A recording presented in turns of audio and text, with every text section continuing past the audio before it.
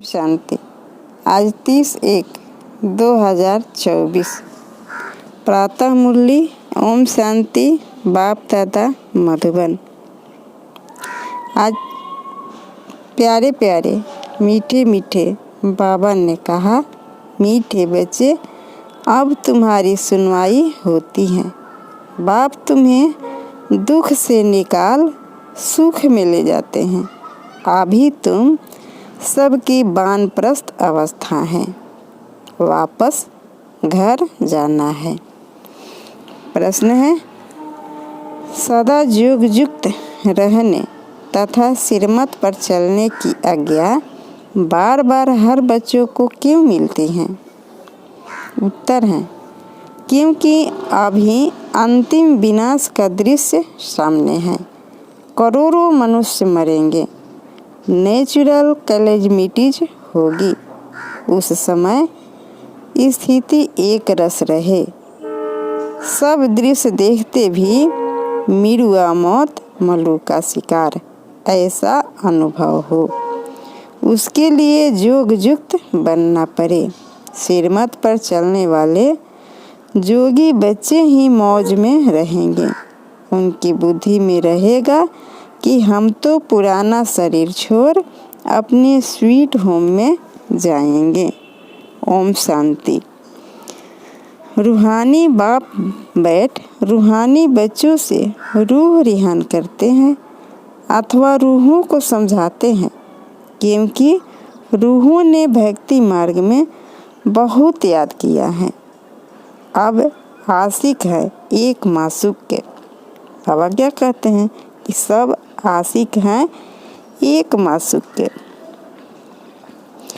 उस मासूक शिव बाबा का चित्र बना हुआ है। उनको बैठ पूछते हैं, उनसे क्या मांगने चाहते हैं वह पता नहीं। यानी भक्त लोग पूछते हैं, लेकिन क्या मांगने चाहते हैं यह पता।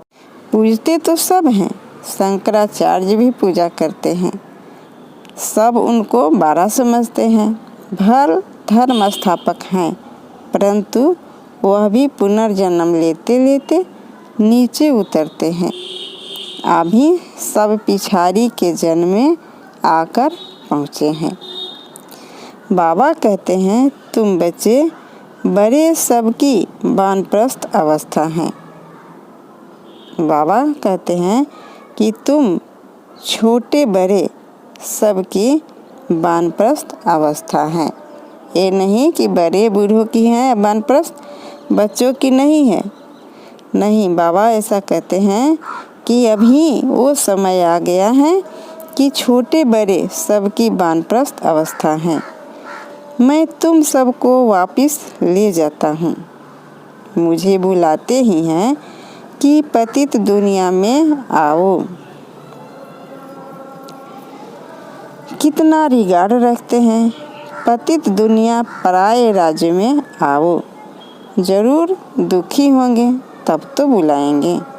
गाया जाता है, दुख हरता सुख करता, तो जरूर छी पुरानी दुनिया पुराने शरीर में आना पड़े। बाबा क्या कहते हैं कि जो दुख हरता है सुख करता है, यानी दुख हरता सुख करता जो बाबा हैं, उनको इस छी पुरानी दुनिया तथा पुराने शरीर में उनको आना पड़ता है।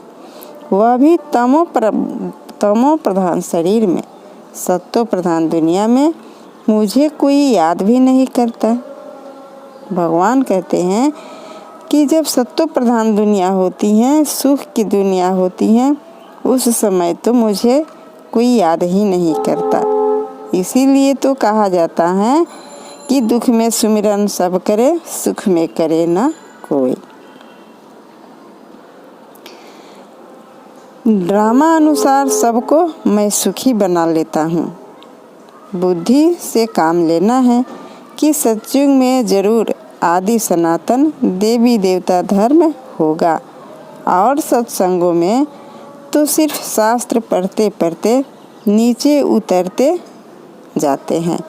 दलदल में पड़ने वाले दुखी होते हैं। यह है ही दुख धाम, वह है सुख धाम। बाप कितना सहज करके समझाते हैं, क्योंकि बिचारी अबलाएं कुछ भी नहीं जानती हैं। कोई को भी यह पता नहीं है कि फिर वापस भी जाना है या सदैव पुनर्जन्म लेते ही रहना है। अभी तो सब धर्म वाले हैं।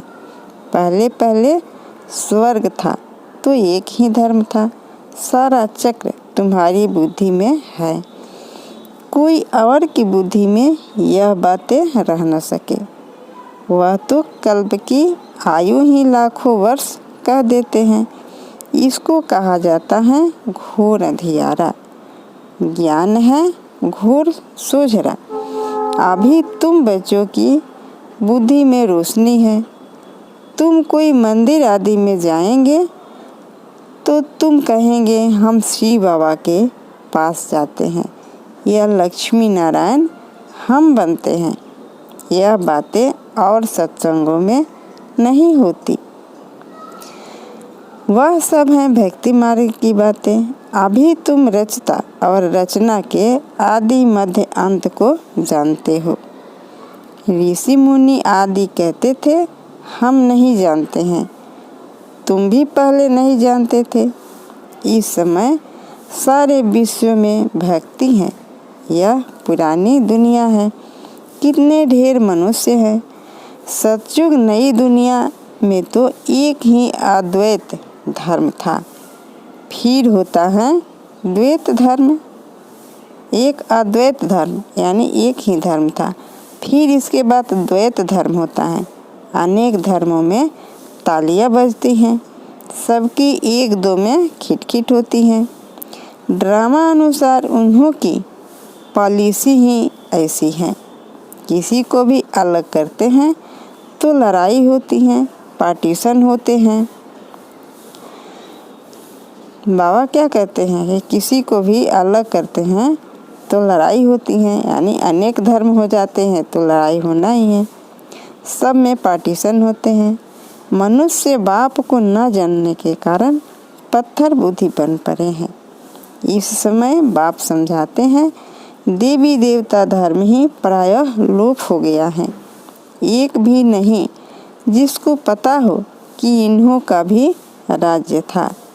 तुम अभी समझते हो हम देवता बन रहे हैं। श्री बाबा अभी हमारा ओबेडिएंट सर्वेंट बना है, यानी भगवान जो है अभी हमारा सर्वेंट बना है, वो भी ओबेडिएंट। बड़े आदमी हमेशा चिट्ठी लिखते हैं तो नीचे लिखते हैं ओबेडिएंट सर्वेंट। बाप भी कहते हैं हम ओबेडिएंट सर्वेंट हैं, तो दादा भी कहते हैं हम ओबेडिएंट सर्वेंट हैं। हम फिर 5000 वर्ष के बाद हर कल्प के पुरुषोत्तम संगम युग में आता हूँ। बच्चों की आकर सेवा करता हूँ। मुझे कहते हैं दूर देश के रहने वाला। इनका भी अर्थ नहीं जानते। इतने शास्त्र आदि पढ़ते हैं परंतु अर्थ नहीं समझते। बाप आकर सब वेदों शास्त्रों का सार समझाते हैं। तुम बच्चे जानते हो कि इस समय रावण राज्य है। मनुष्य पतित बनते जाते हैं। यह भी ड्रामा बना हुआ है। तुम बच्चों को दोजख से निकाल बहिश्त में ले जाते हैं। उनको ही गार्डन ऑफ अल्लाह कहते हैं।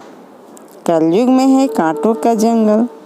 संगम युग पर फूलों का बगीचा बन रहा है, यानी संगम युग पर जो कांटे मिसल मनुष्य बन गए हैं 5 विकारों सहित, वह अब फूलों के जैसा बन रहे हैं, यानी फूलों का बगीचा बन रहा है।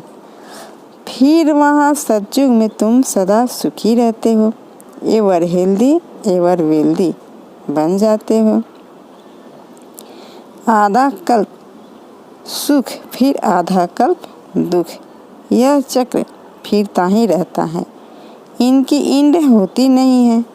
सबसे बड़ा बाप आते हैं सबको शांति धाम सुख धाम में ले जाते हैं। तुम जब सुख धाम में जाते हो तो बाकी सब शांति धाम में रहते हैं। आधा कल्प है सुख का, आधा कल्प है दुख का। इनमें भी सुख जास्ती हैं। अगर आधा आधा होता तो टेस्ट क्या आएगी। भक्ति मार्ग में भी बहुत धनवान थे। अभी तुमको याद आता है कि हम कितने धनवान थे, बहुत धनवान। जब दिवाला मरते हैं तो याद आता है कि हमारे पास क्या क्या था, कितना धन था। बाप समझाते हैं, भारत साहूकार था, पैराडाइज था। अब देखो कितना गरीब है, गरीबों पर ही रहम पड़ता है। अब एकदम कंगाल बन पड़े हैं, भीख मांग रहे हैं। जो सॉल्वेंट थे अब इनसॉल्वेंट बन पड़े हैं। अभी यह भी नाटक है। बाकी जो भी धर्म आते हैं वह बाईप्लॉट है। जो भी धर्म आते हैं वह बाईप्लॉट हैं। कितने धर्म के मनुष्य वृद्धि को पाते रहते हैं। भारतवासियों के ही 84 जन्म हैं। एक बच्चे ने और धर्मों का हिसाब किताब निकाल कर भेजा था, परंतु जास्ती इन बातों में जाने से कोई फायदा नहीं। यह भी वेस्ट ऑफ टाइम हुआ। इतना समय अगर बाप की याद में रहते तो कमाई होती। अपनी तो मुख्य बात है हम पूरा पुरुषार्थ कर विश्व का मालिक बने। बाप कहते हैं तुम ही सतो प्रधान थे, तुम ही तमो प्रधान बने हो। 84 जन्म भी तुमने लिए हैं। अब फिर वापस चलना है, बाप से वर्षा लेना है। तुमने आधा कल्प बाप को याद किया है। अब बाप आए हैं, तुम्हारी सुनवाई होती है। बाप फिर से तुमको सुख धाम में ले जाते हैं। भारत के उत्थान और पतन की भी जैसी एक कहानी है। अब यह है पतित दुनिया। संबंध भी पुराना है, अब फिर से नए संबंध में चलना है। इस समय एक्टर्स सब हाजिर हैं यहाँ, इनमें कोई फर्क नहीं पड़ सकता। आत्मा तो अविनाशी है। कितनी ढेर आत्माएं होगी, उनका कभी विनाश नहीं होता। इतनी करोड़ों आत्माओं को पहले तो वापस जाना है। बाकी शरीर तो सबके ख़त्म हो जाते हैं, इसलिए होलिका भी मनाते हैं। तुम जानते हो हम सुपूज्य थे, फिर पुजारी बने, अब फिर पूज्य बनते हैं। वहाँ यह नॉलेज नहीं होगी, न यह शास्त्र आदि होंगे, सब खत्म हो जाएंगे। जो योग युक्त होंगे, श्रीमत पर चलने वाले होंगे, वह सब कुछ देखेंगे। कैसे अर्थक्वेक में सब खलास होता है। अखबारों में भी पढ़ता है कैसे गांव के गांव ख़त्म हो जाते हैं। बम्बे पहले इतनी नहीं थी। समुद्र को सुखाया फिर समुद्र हो जाएगा। यह मकान आदि सब कुछ नहीं रहेगा। सतयुग में मीठे पानी पर महल होंगे। बाबा क्या कहते हैं कि सतयुग में सब मीठे पानी पर महल होंगे, खारे पानी पर होते नहीं। तो यह रहेंगे नहीं, खारे पानी नहीं रहेंगे। एक ही उछल समुद्र की आई तो सब खत्म हो जाएंगे। बहुत उपद्रव होंगे, करोड़ों मनुष्य मरेंगे। अनाज कहाँ से आएगा? वो लोग भी समझते हैं आफतें आनी है। मनुष्य मरेंगे तो जो युक्त होंगे, बाबा क्या कहते हैं, मनुष्य मरेंगे तो जो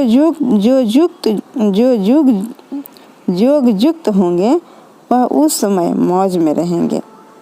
यानी जब मनुष्य पर आफतें आएगी तो वो उस समय जब बाबा की याद में रहेंगे, योग युक्त रहेंगे, वह उस मनुष्य को मौज दिखाई देगा। यानी वे मौज में रहेंगे। मिरुआ मौत मल्लू का शिकार। बर्फ की बरसात पड़ने से ढेर मनुष्य मर जाते हैं। बहुत नेचुरल कैलेमिटीज होगी। यह सब खत्म हो जाएंगे। इनको कहा जाता है नेचुरल कैलेमिटीज। गॉडली कैलेमिटीज नहीं कहेंगे। गॉड को दोष कैसे देंगे?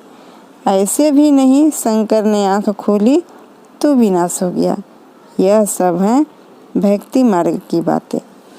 मुसलों के लिए भी शास्त्रों में लिखा है। तुम जानते हो इन मिसाइल से कैसे विनाश करते हैं, कैसे आग, गैस, जहर आदि सब उसमें पड़ते हैं। बाप समझाते हैं पिछाड़ी में सब फट से मर जाएं, कोई बच्चे आदि भी दुखी न हो। इसलिए नेचुरल कैलेमिटीज से झट मरेंगे। यह सब बना बनाया ड्रामा है, यानी कोई किसी को देखेगा नहीं मरता, फिर दुखी होने की क्या दरकार है। आत्मा तो अविनाशी है, कभी विनाश नहीं होती, न छोटी न बड़ी होती है। शरीर सब यहाँ खलास होंगे, बाकी आत्माएं सब स्वीट होम में चली जाएगी। बाप कल्प कल्प आते हैं संगम युग पर। तुम भी इस पुरुषोत्तम संगम युग पर ही ऊंचे ते ऊंच बनते हो। वास्तव में श्री श्री शिव बाबा को और श्री इन देवताओं को कहा जाता है। आजकल तो देखो सबको श्री श्री कहते रहते हैं, श्रीमती, श्री फलाना। अब श्रीमत तो एक बाप ही देते हैं। विकार में जाना, क्या यह श्रीमत है? यह तो है ही भ्रष्टाचारी दुनिया। अब मीठे मीठे बच्चों को बाप कहते हैं मुझे याद करो तो खाद निकल जाए। गृहस्थ व्यवहार में रहते कमल फूल समान पवित्र रहो। स्व को अब विश्व के आदि मध्य अंत के चक्र का ज्ञान हुआ है। यानी बाबा कहते हैं कि अपने को यानी स्व को अब विश्व के आदि मध्य अंत के चक्र का ज्ञान हुआ है, परंतु यह अलंकार तुमको नहीं दे सकते। यानी स्वदर्शन चक्र जो है दिया गया है विष्णु को। बाबा कहते हैं तो यह अलंकार तुमको नहीं दे सकते। आज तुम अपने को स्वदर्शन चक्रधारी समझते हो, कल माया थप्पड़ लगा दे तो ज्ञान ही उड़ जाए। इसलिए तुम ब्राह्मणों की माला भी नहीं बन सकती। माया थप्पड़ लगाए बहुतों को गिरा देती हैं, तो उनकी माला कैसे बनेगी? दशाएं बदलती रहती हैं। रुद्र माला ठीक है, विष्णु की माला भी है, बाकी ब्राह्मणों की माला नहीं बन सकती। तुम बच्चों को डायरेक्शन देते हैं कि देह सहित देह के सब धर्म छोड़ मामेकम याद करो। बाप तो निराकार है, उनको अपना शरीर तो है नहीं और आए भी हैं इनकी वानप्रस्थ अवस्था में। जब 60 वर्ष की आयु हुई है तब, यानी ब्रह्मा बाबा की जब 60 वर्ष की आयु हुई है तो शिव बाबा आए हैं उनके तन के आधार लेने। वानप्रस्थ अवस्था में ही गुरु किया जाता है। मैं तो हूँ सतगुरु, परंतु गुप्त वेश में बाबा हैं सतगुरु, लेकिन वो दिखाई नहीं पड़ते हैं, गुप्त वेश में है। वह है भक्ति मार्ग के गुरु, मैं हूँ ज्ञान मार्ग का गुरु। और जो दुनिया में लोग गुरु करते हैं वो भक्ति मार्ग के हैं, लेकिन शिव बाबा जो है ज्ञान मार्ग के गुरु हैं। प्रजापिता ब्रह्मा को देखो कितने ढेर बच्चे हैं। बुद्धि हद से निकल बेहद में चली गई है। मुक्ति में जाकर फिर जीवन मुक्ति में आते हैं। तुम पहले आते हो, दूसरे पीछे आते हैं। हर एक को पहले सुख फिर दुख भोगना पड़ता है। यह वर्ल्ड ड्रामा है। तब तो कहते हैं अहो प्रभु तेरी लीला, तुम्हारी बुद्धि ऊपर से नीचे तक चक्र लगाती रहती है। तुम हो लाइट हाउस, रास्ता बताने वाले। तुम बाप के बच्चे हो ना। फादर कहते हैं मुझे याद करो तो तुम तमो प्रधान से सत्व प्रधान बन जाएंगे। ट्रेन में भी तुम समझा सकते हो, बेहद का बाप स्वर्ग का रचयिता है।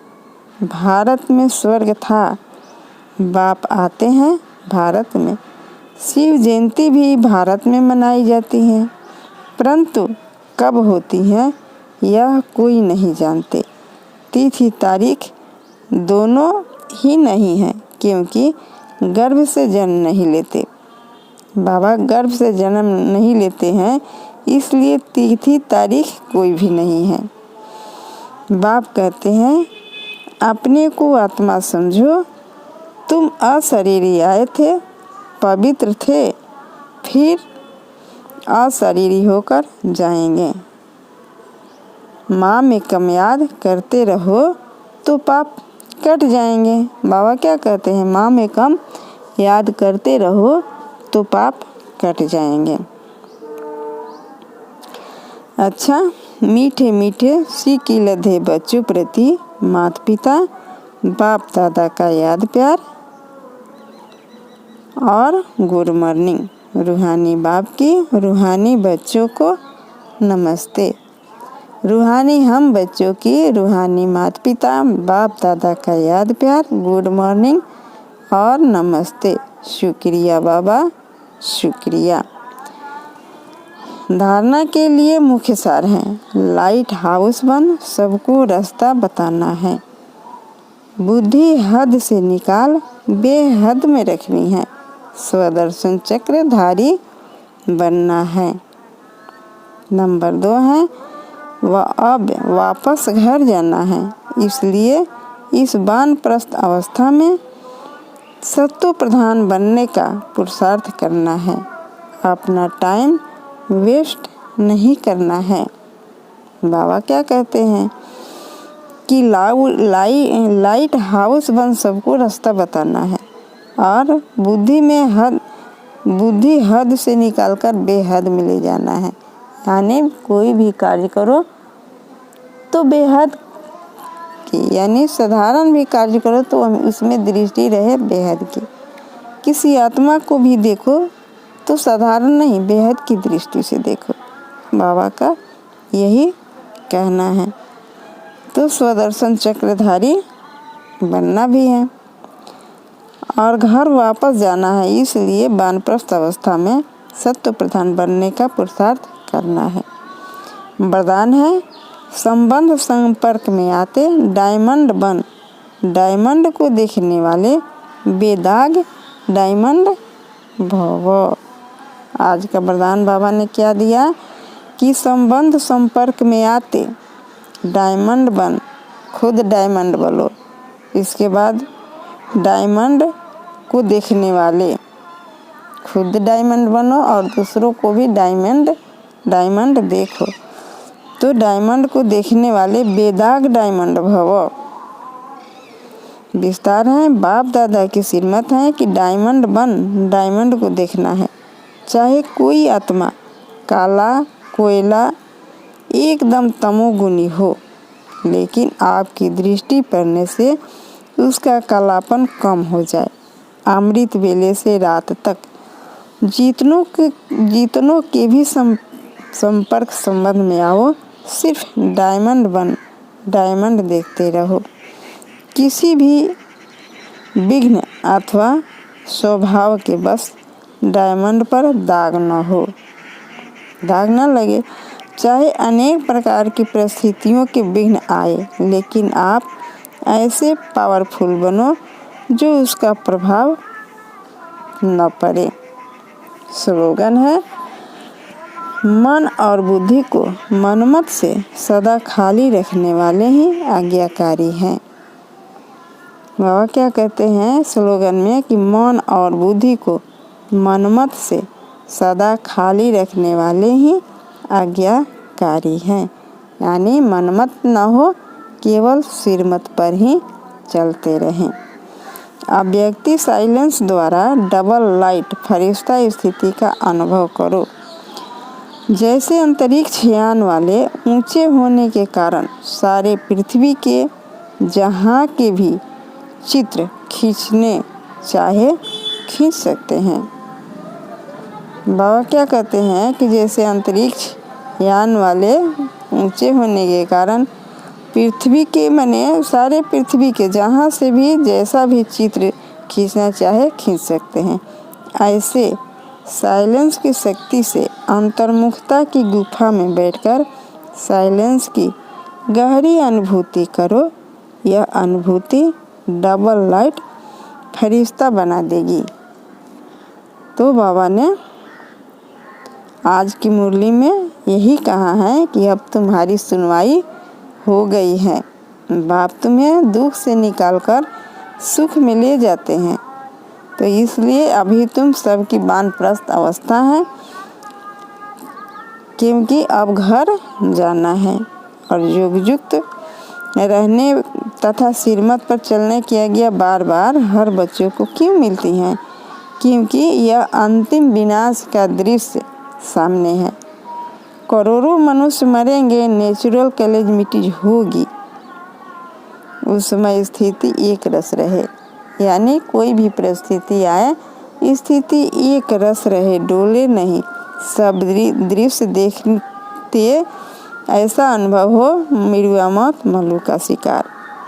इसलिए बाबा बार बार सिरमत पर चलने की आज्ञा देते हैं ताकि बच्चों की स्थिति एक रस रहे। अच्छा, ओम शांति।